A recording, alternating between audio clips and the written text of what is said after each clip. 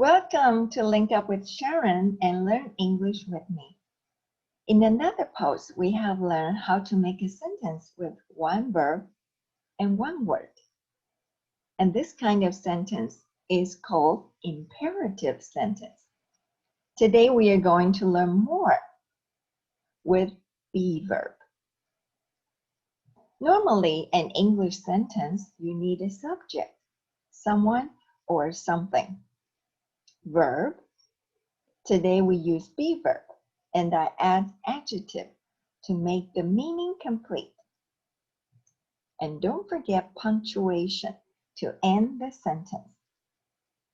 But in imperative sentence, we don't need subject. Let's look at this example. Be good.